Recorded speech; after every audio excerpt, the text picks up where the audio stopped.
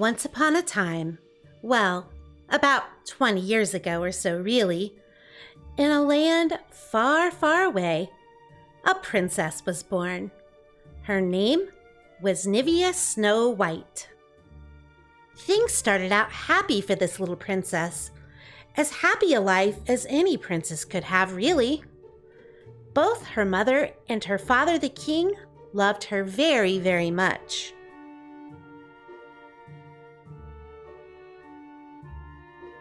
Until one day, her beloved mother passed away very suddenly, which made both Nivea and the king very sad. The king, however, had never been one to handle being alone for too long, and, being a romantic sort, set his sights on finding a new wife after a respectable period of grieving had passed. It wasn't too long before the king married Lady Raven, the loveliest woman in all the land. By this time, our beloved Princess Nivea was a little girl. Sadly, it turned out that the king's new queen wasn't as lovely on the inside as she was on the outside. In fact, over time, the king found himself in a rather loveless marriage. He started finding as many reasons as he could to travel to the other kingdoms. For business, of course. What the king didn't know is that as his beloved daughter Nivea grew, his wife, our evil queen, had grown very jealous of her. The evil Queen Raven was jealous not only of her stepdaughter's beauty, which grew more and more as the years passed, but also of the attention and adoration Nivea received not only from her father, but from the kingdom as well. Because of this, Nivea's life had become more and more unbearable and miserable the more years that passed, and the more her father found reasons to be away. Nivea was afraid to speak to her father of this, for the evil queen was very scary and also very powerful. She had made it clear to Nivea, should she ever defy her or say anything bad about her to her father, that she would make Nivea's life even more miserable than it already was. So Princess Nivea was forced to endure her difficult life at the castle. Unfortunately, I'm afraid the story gets even worse. When the princess became a young adult, she was pronounced the most beautiful woman in all the land, praise once reserved only for her stepmother, the evil queen. Once the evil Queen Raven read this, she became so enraged with jealousy that she decided she would have to have the princess killed in order to reclaim her title as most beautiful in all the land. Well, that and a lot of plastic surgery. I mean, the lady was getting older, and even her magical abilities could only slow the aging down so much. So the evil Queen Raven called in her most trusted crony, the huntsman, and ordered him to follow Princess Nivea into the woods one day and off her. And make it look like an accident, of course. You see, the woods were Princess Nivea's favorite place to escape. She found it peaceful in the woods and loved to go there just to sing and talk with the woodland animals. And the evil queen knew this, thanks to her magical ability to see things others couldn't in her magic mirror. I know by now you must be thinking that things are looking pretty bad for our hapless Princess Nivea, and you'd be right. Luckily, once the huntsman found Nivea deep in the woods, he was so moved by Nivea's goodness and pure heart that once he came face to face with the princess and saw her pleading for her life, he didn't have the heart to kill her. The truth is, the huntsman had never killed a person before and didn't ever want to. So in spite of his fear of the evil queen and what her retribution would be for his defiance, the huntsman decided he had to let the princess go. But what about the evil queen? You'd be right to assume that she would make both the huntsman and Princess Nivea pay with their lives if she knew. So the huntsman knew that he would instead have to bring the evil queen the heart of a wild animal, and he also knew that the princess could never show her face at the castle again. He warned the princess about the evil queen, knowing she would stop at nothing until Nivea was dead and gone. Having no other choice, Nivea decided to flee far into the woods. Luckily, she knew exactly where she would go. And that, my friends, is where this Let's Play, story, begins. Hi everybody, this is Lady Sweetheart and welcome to the Disney Princess Challenge, the very first episode. Guys, I'm so excited to finally be here and playing. And yeah, I just thought this was the perfect place to start because, how Snow White is this? Her just outside in the sun, smiling on a swing.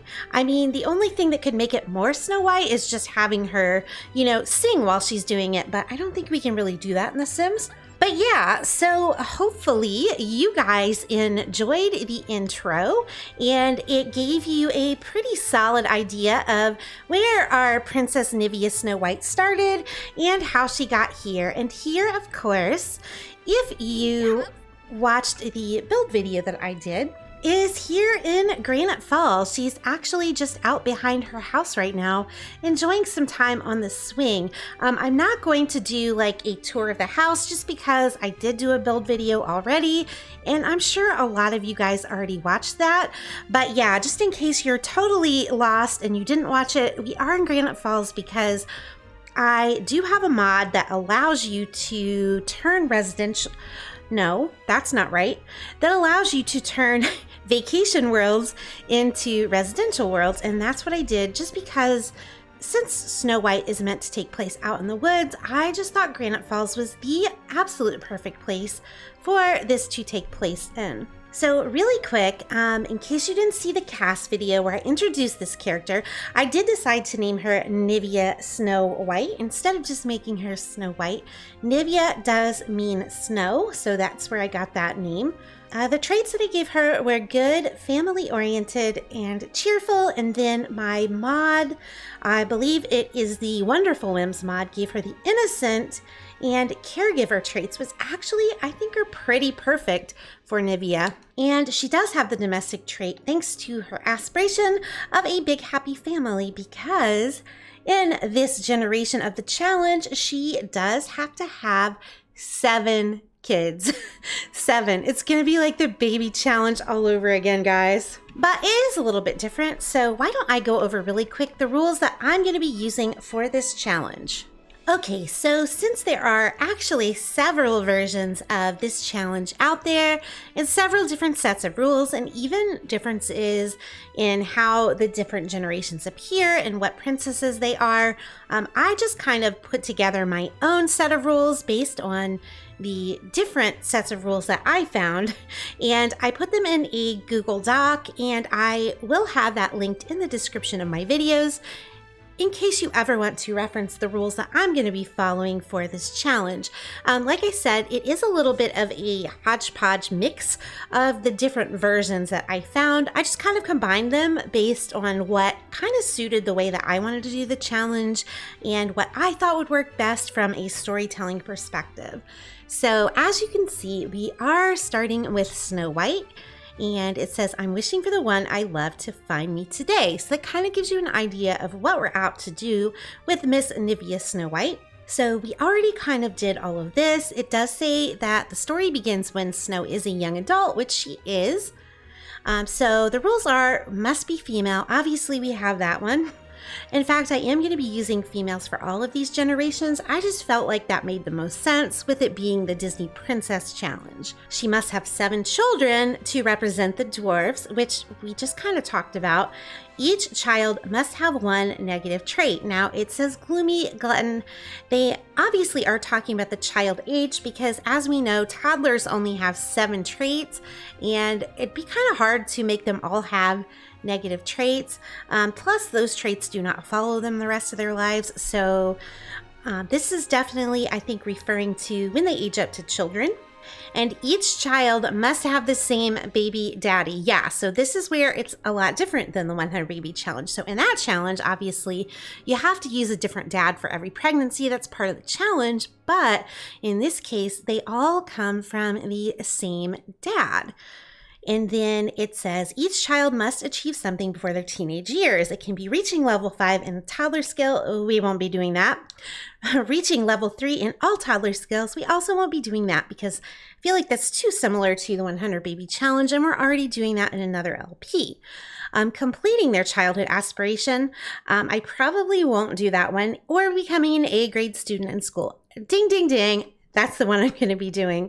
And then it says Snow may never answer the door to strangers or talk to elderly women. And since I do have parenthood, we do have to have each child age up with at least one positive character trait. I will probably, it says it can be increased if you're looking for more of a challenge. I probably will try to have each of them have 2 traits, but we will see. But we are definitely going to age them up with 1. And I think if they get A's in school, that will help maybe make them more responsible. So that's probably what I'm going to do.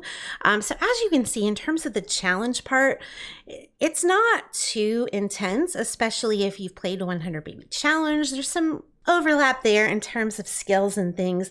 So I don't think we're gonna have too much trouble with that. And I kind of wanted it to be that way because, like I said, I really want to focus on storytelling in this challenge. So I do like that it's pretty open other than these requirements. So obviously we've already done the female thing. So as you can see, the next thing that we need to do for Miss Nivea Snow White is we have to find her a dad and give her 7 children. So let's go and see if we can do that. Okay, so we are back in game with Nivea. Try to ignore the fact that she is glitching through the rocker. It's because I put a cushion on there just because I thought it looked cuter, and obviously the Sims does not have the rocking chairs designed for that. So anyway, I'm not going to really do a house tour since I did do a build video, but I just kind of wanted to explain at the end of the intro, I did mention that Nivea knew exactly where she was going to go when she ran away in the woods. In my mind, this cottage is a place that Nivea used to go to with her mother and father when she was really little. And in my mind also, it actually belonged to her mother and her mother's side of the family. And I'm thinking that she went with her mom and her dad, and maybe even just with her dad before he met the evil queen. And the evil queen doesn't know about this place. And that is one of the reasons she decided to flee to here, because she knew it was a place that the evil queen would not know about, and it is pretty remote. When I did the build video, I mentioned maybe this was Nivea's mom. Of course, I didn't end up making her look like that. Maybe it's Nivea's grandmother. There we go. It was Nivea's grandmother. And so then it totally makes sense that this could be a cottage that belongs to her mom's side of the family. So yeah, that is what I was thinking. Also, as you probably saw in the rules, there really were no rules about money. So to kind of be true to the story, I did have her start with like $1 million. I think she got an inheritance when she became a young adult as a member of the royal family, and Nivea was smart enough to know that she should set up an account with that money that only belonged to her, because she knew what the evil queen was like, and she knew that for her and her only to have access to that money, she would need to set up her own bank account instead of using the royal bank account. So that's what I'm thinking happened. So yeah, part of it is I just didn't want to worry about struggling with money. I mean, that's not really part of the challenge. That's not really the point of it. We kind of already did the money grind in the 100 baby challenge. I just didn't really want to do that again. And I also didn't think it made sense, you know, with her being a princess, that she should struggle with money, even though she is a princess on the run. You know, considering it's supposed to be a modern adaptation, I thought she would have her own bank account, right? It wouldn't wouldn't be a stretch of the imagination too much. And yeah, as you saw, I do have her kind of working on knitting a little bit. I thought that would be a very Snow White thing to do, and I also think it fit in with the whole ambiance here. I did want to mention too that I am playing in a save file. This is actually I LaRue's save file. This is called the Dizzy Izzy save file by I LaRue. And it actually doesn't have very many of the regular Sims 4 townies in it. It's got a lot of her own characters, which I didn't know at first because I'm playing in another one of her save files for my Not So Berry challenge that I'm doing off camera. And it does have the regular Sims 4 townies in it. But in a way, I'm kind of glad it doesn't have the typical characters because I think that just kind of helps us not to break immersion, that this is like a different kind of world with our fairy tale characters and royalty and all of that. So I kind of like that it ended up being that way. But I LaRue's save files are wonderful. And like I said, even if you do want a save file where the regular characters are in it, she does have one like that. So I'm going to try to remember to leave a link in the description to where you can get I LaRue's save files. So Nivea happens to see a handsome young man just outside her front door and decides to go introduce herself to him. As you can see, her social is pretty low, so that was kind of handy. And yeah, guys, I'm just gonna let you know that this just so happens to be our Prince Charming. So let me see if I can get a good close-up look on him so you guys can see him. So yeah, this is going to be our Prince Charming and who we are going to get Nivea together with and hopefully have her babies with. And how perfect is this? She gets an attraction alert for him that she just thinks he is like breathtakingly gorgeous. I mean, I kind of agree with you, Nivea. But yeah, I did decide to make him blonde because our next generation is Cinderella. And so I thought it made sense to make a Prince Charming that sort of looked a little bit like what we think Cinderella might look like. I mean, at least in terms of the hair and eye color. And I decided to go with the name Noel because I was thinking Snow White, Noel, Noel, Christmas. I don't know. I thought it was a cute idea. But of course, we know this is Prince Charming, but Nivea here does not know that this is a prince. And yeah, she learned that Prince Charming is charming. I did give him that trait. But where is it at? Yeah, how perfect is this that she gets an attractiveness alert about Noel Charming. He has so many of the qualities that make Nivea's heart race. So obviously she thinks that this is just a fine specimen of man.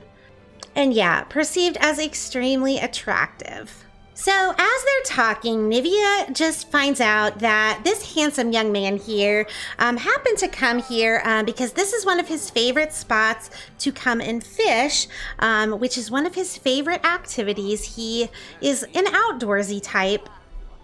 I don't know if that trait has come up yet, but he does have the loves the outdoors trait. It doesn't look like it has, but yeah, she just finds out that's what he was doing here. It's one of his favorite fishing spots. And he just finds it peaceful here and likes to come out here just to get away from everything. Of course, Nivea doesn't know that by get away from everything, he's kind of talking about the pressure of being a prince and being royalty because he hasn't really told her that yet. She just became good friends. That was fast. But yeah, as these two are talking, you know, Noel once again kind of mentions that this is one of his favorite places to get away. And as the conversation goes on, it becomes pretty obvious to him that Nivea really doesn't know who he is, which is something very unusual for him. As a royal, he is very easily recognized by the public as a rule. And you know, we know Nivea is not really from around here. She just escaped to this place. And so that's why she doesn't really know him. And being that she just aged up to a young adult, she hadn't really been exposed much to other royals in other kingdoms before. So she does not know who Noel is. She just thinks he's some random handsome guy that likes to come out and fish. She doesn't know that he is a prince. But as you can see from their friendship meter, they are hitting it off pretty fast and bonding pretty quickly. But as they're talking and they're bonding, you know, Noel kind of gets to the point where he feels comfortable. Yeah, just ignore that bear grilling in the background there. But yeah, Noel gets comfortable enough to reveal to Nivea who he is and to let her know that he is actually Prince Charming, you know, the crown prince. And she finds out that he's not only a prince, but he is actually the crown prince. And with that comes a lot of responsibilities. And so I think they get to the point in the conversation where Noel is just kind of venting to Nivea about how stressful it can be being a crown prince and all of the royal responsibilities, which we know that Nivea knows pretty well about that subject because she actually comes from a royal family as well. But of course, she can't tell Noel this because she can't let anybody know who she is for fear that the evil queen could find her or come after her, because we know the evil queen wants her dead. And so Nivea is basically hiding out and she's undercover. She doesn't want anyone to know who she is. And you know, luckily for Nivea, as I said before, since she just recently became a young adult, she really hadn't gotten around much in terms of other kingdoms. So Noel clearly doesn't know who she is either. But the difference is, whereas Noel feels comfortable telling Nivea that he is a prince, Nivea can't really tell Noel who she is. She just can't take that risk. But after talking pretty much the whole afternoon, a little bit of romance has developed between these two. And Noel is expressing to Nivea that she is a pretty special girl, and he feels like she understands him so well. And he can't believe that somebody he just met today understands him as well as she does. Of course, we know that part of that is because Nivea comes from a royal family herself and is the daughter of a king. But he doesn't know that that's part of why she understands him so well. But the other part of it is these two have really made a connection, romantic and otherwise. In this case, it really is love at first sight. And so after a super romantic day, just as the sun is starting to set, these two have their very first kiss. And apparently that wasn't enough because she goes right back in for a kiss afterwards. And then Prince Noel, being the prince and gentleman that he is, asks Nivea if she will join him for a romantic slow dance under the stars and this giant, beautiful moon. With the sound of the waves in the background and the beautiful flowers blowing in the wind, the slow dancing leads to some romantic stargazing. And eventually the two find themselves ending a day of romance with a night of passion. Like I said, these two definitely are feeling love at first sight. Also, the sleepwear outfit I put on Prince Noel, yeah, you're welcome. And now Nivea is fast asleep, no doubt dreaming about that perfect happy ending with her Prince Charming, complete with a beautiful castle and royal babies. But is that how this story will end? Never guess and never know, losing everything you own. But just before you hit the red, your best ideas hit your head. The ones you love will call you back, the regulars will treat you bad.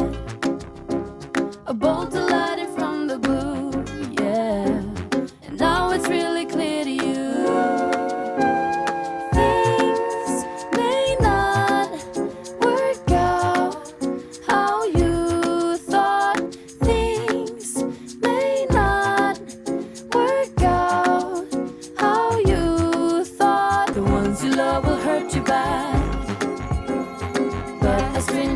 Your back. It's Sunday when it starts to snow, yeah, and that is when you really know things may not work out how you thought things